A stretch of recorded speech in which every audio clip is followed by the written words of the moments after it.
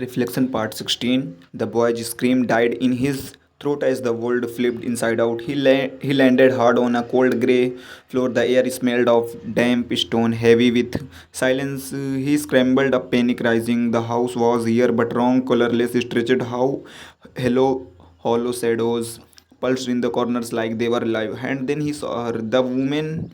She stood just a few feet away, her hands pressed against a fractured wall of glass, eyes wide with grief. He recognized her immediately. The reflection had he had seen in the mirror. You should not have looked, she whispered, voice trembling. That's how it starts. What is this place?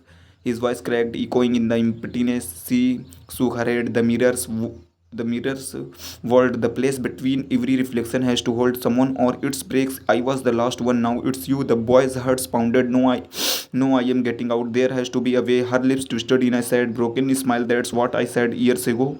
Before he could respond, the shadows stirred. Tall, faceless figures emerged, moving in jerks and spasms. They circled with whispering in static voices. Tread, tread, tread. The boy backed away, stumbling. Stay away from me. But the woman did not move. Her eyes were full of pity. They won't hurt you, not yet. They are only waiting for someone else to look too long to take your place. The boy's throat tightened. You mean I cannot live unless? She nodded slowly. Unless someone else is pulled in. The shadows hissed in unison, crowding closer. Choose, choose, choose. And in that moment, the boy realized the truth.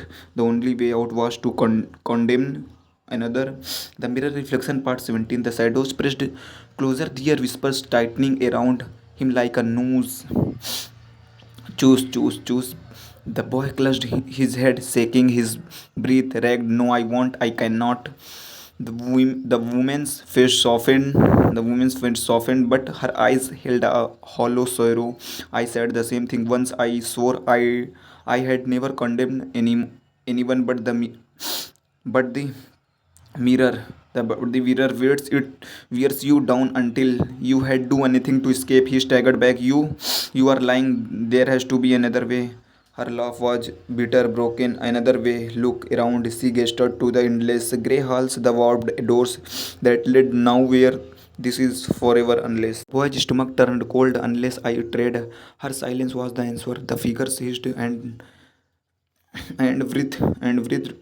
Their bodies blending in impossible angles, faceless heads, twitting, twitting how him, toward him. Their voices grew louder, overlapping, drilling into his mind. One must stay, one must stay, one must stay. He dropped to his knees, covering his ears, but the whispers clawed into his skull. Images flashed, his family, his friends, his future, all fading like smoke. The woman crouched in front of him, her face suddenly gentle. The longer you stay, the more you lose yourself. Memories first, then your name, then everything. Her eyes glistened until you were just another shadow in the glass.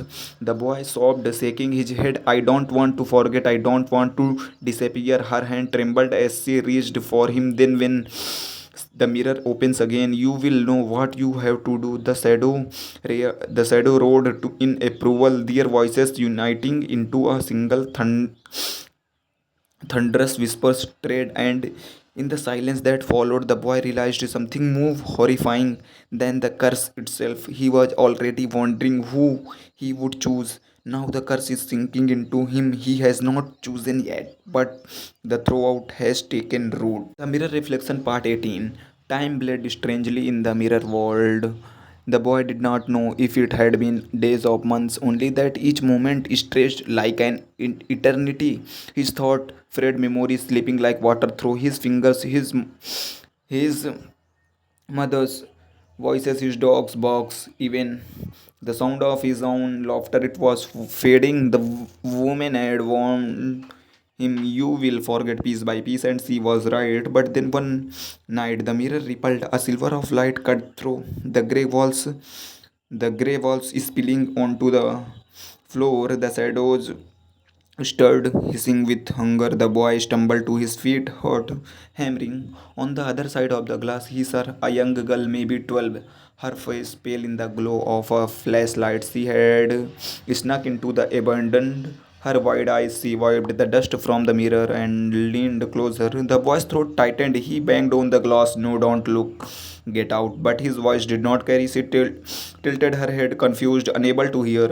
The woman appeared beside him, her face unreadable. This is your chance, he spun to her, desperate. I cannot see, just a kid. Her eyes darkened.